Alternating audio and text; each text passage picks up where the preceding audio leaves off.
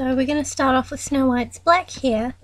You'll need Copic's C2, C3, C5, C7, 100 black or B99, but that one's optional. Start with C3 for our base colour, so that's just what will show through with the highlights. Now take your darkest colour, so 100, go around the edges of the hair. The important thing with colouring hair is that you do light feathering strokes like this, so that your hair gets nice looking highlights.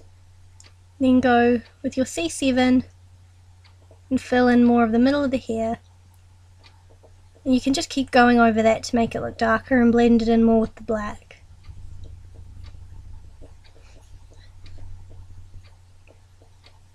And just keep doing your nice feathering strokes to get nice fluffy looking hair. Now with the base of the head, because of the particular angle she's on, that won't have as many highlights, so maybe blend that in to look a bit darker.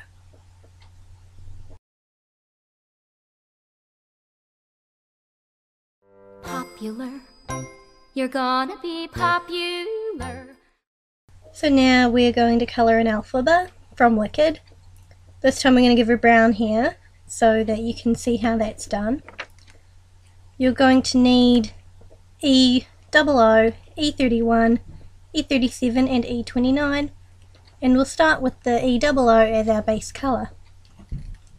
Now you use your E31 to do your next lightest colour and just go over all the edges of the hair and go over all the little lines.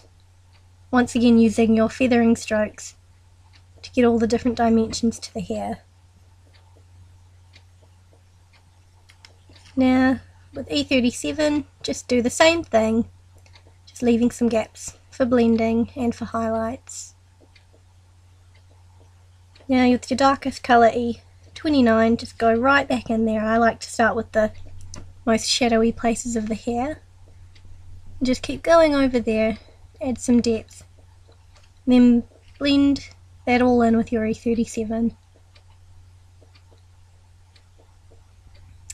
And just keep on blending that so that your hair looks nice and smooth. Now Copic isn't quite as precise as colour pencil, and using black colour pencil will give you more depth to your drawing.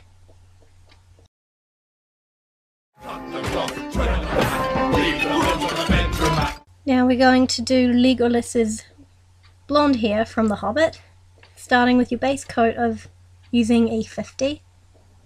Now you're going to use your E51, just keep going over there and following the lines of the hair. Once again with your E43, which is your darkest colour.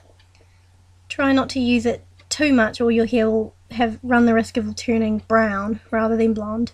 You can also use your Faber-Castell brown colour pencil just for some more precision, and then go over it again with your E43.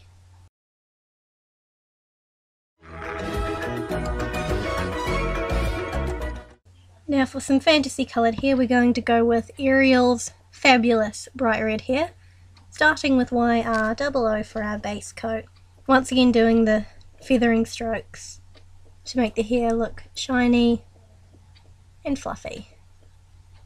Now with our R11, go in with our second base colour, which will show through more in the highlights rather than with the main colour. Just follow all of the lines of the hair. Now we're going to use R29 for our main colour, and this will be mostly around the edges of the hair because you don't want to get rid of your highlights, so make sure that you do leave some space free for those. I tend to start off with the shadowy parts of the hair, and then just go and blend it in with your YR02.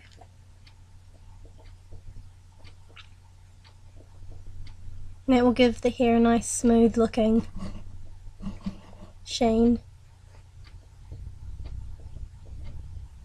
Copics are of course famous for their blending.